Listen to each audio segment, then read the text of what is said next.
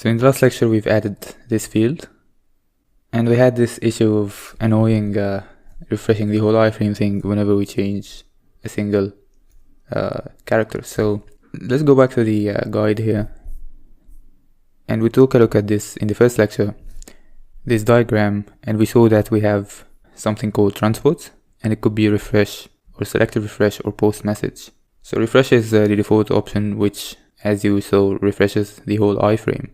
So let's see the other options. So let's start by the post message. So let's go back to the code, and in the where we add this setting, let's add a new option called transport, and the value will be post and then message. And let's see now what would happen. So let's refresh, and we are typing and it's not refreshing, but it's not changing here as well. So the way post message works is by allowing communication between the settings panel and the iframe here using a JavaScript technique called post message. And this technique allows cross-origin communication between two windows, or a window and an iframe. You can read about it more if you want, but you don't really have to. We'll learn how to use it for our case. You just need to know JavaScript. You don't need any other special skills for that. So how this works is whenever we change something here, it will fire an event in the iframe, and then we can add an event listener to listen to this event and do something whenever this field is changed. So to do that, we need to write our JavaScript in a special file. So we can't just add it in the this admin file. It needs to be enqueued in a certain way. So let's add a new file in the JS folder, and let's call it customize-preview.js. But now we'll have to modify the gulp file in order to watch for this file. So let's add another one, and same path, just different file name. So customize-preview. So whenever you change something in the gulp file, you need to rerun the npm start. So let's rerun it, and then let's see how to enqueue this file. So let's go to enqueue assets in the lib folder.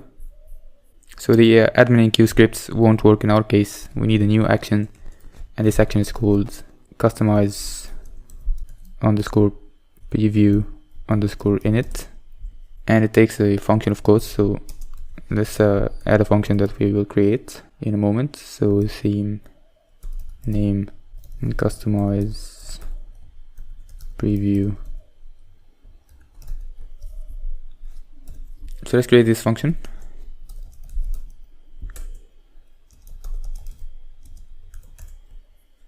and here we'll enqueue a script normally like any other script. So wp enqueue script, and the handle theme name, and this source, and this would be get template directory URI, and then dist assets js and customize-preview.js, and we have an array of dependencies, and this is important. We need to add a dependency called customize-preview, and also we will need jQuery. So, and then the version, and then in footer, and let's set this to true. So inside this file now we can write our event handlers for the customizer. So let's open this file, and let's import jQuery. So WordPress adds a global JavaScript variable called wp. So let's console.log wp, and let's see what that looks like. So let's inspect and refresh. So this is it coming from the customize preview file, and it contains a lot of JavaScript APIs that WordPress made available globally. So the one we need to use is customize. So let's use now this customize API, So this will take the first argument is the setting ID, which in our case is theme name and site info, and the callback function. And the callback function will get passed a value, and this value will represent this field. So now we have this value, and this is not the value of the text here. This is a JavaScript object that represents this control here. So we can run events on it. So let's call .bind. So now we are listening to change events for this input, and in the callback function we have an argument called 2. So let's now console.log 2, and 2 is the value that the user typed. So let's reload and let's inspect.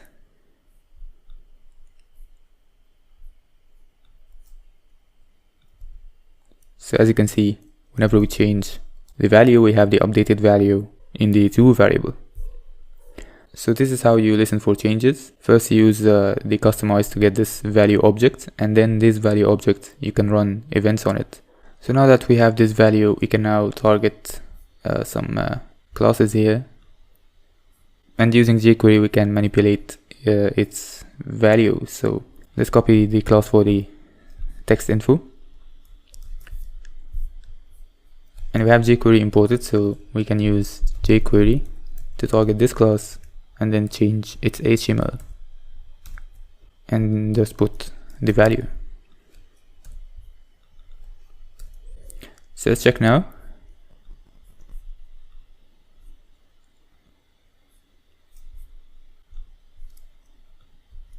And as you can see, it changes immediately. So that's great, but one drawback for this is that now if we type, let's add a B tag, which is for bold, and now it's added and it appears here, but it won't really represent what this will look like after saving. So after saving, we will run through the sanitization functions and all that sort of stuff, and if we refresh now, the bold tag is removed. So this one drawback of the postMessage technique, that if you use it, you will have to make sure that any PHP logic that happens to this text here, it will have to be duplicated in the JavaScript, and this is not a good practice. So this might work for a small text like this. We can try to duplicate the sanitization, but for a more complicated option, this may become almost impossible. So let's try and duplicate this in JavaScript. So inside the JS folder, I'm going to create a new folder and call it helpers. And then inside this folder, I'm going to create a new file and call it strip tags. And here I'm gonna paste the function that I got from Stack Overflow, and this function will actually strip all tags. And like the WP cases, it takes an input and some allowed tags. So I'm exporting this function. So let's now import it in the customized preview file. So I'm gonna import strip tags from helpers and strip tags, and now I can run this function here. So it takes the first argument, the text, and the second argument, an A tag. So as you may notice, in the PHP function we had more options, like you can choose attributes and stuff like that, but here we're trying just to mimic the PHP function as much as possible. So this might be okay here, but for some more complicated cases, it will be a lot of work to duplicate the PHP to JavaScript. So let's just check it now.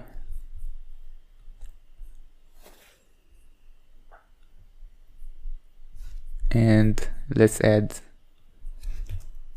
a B tag. And now, as you can see, it's removed directly using JavaScript. So as I mentioned, this might be fine for this kind of situation, but for more complicated situations, we might need to see another solution, and that's what we will do in the next lecture. But before that, let's just see something. Let's try and edit the site title here, and let's add some text. And as you can see, it also refreshes the whole thing. So I just want to point out that you can change these settings for for already existing settings. So let's go to customize, and the WP customize class will have a function called get setting. So this setting is called blog name, and you can tell by inspecting and seeing this value here. I'm sure there's a better way to do it, but anyways. So you now have the setting object for this setting, and you can change some stuff in it. So we can change the transport to postMessage.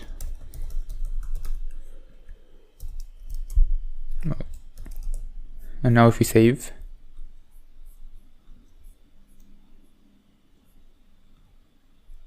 and change it, it won't refresh. And that's because we need to add the JavaScript callback. So let's add another one real quick here. So let's actually copy this one to save some time, and change this to blog name. And my class for the header text is called header underscore blog name. And we don't need to strip any tags here. And let's see now. And now it's changing directly. So this is fine, but it's also a bit risky because you don't know what WordPress does before it outputs the blog title here.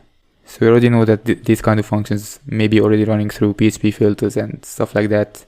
So in the next lecture, let's discover another way that is a bit of a compromise between refreshing the whole iframe and using just JavaScript to duplicate the logic. So see you in the next lecture.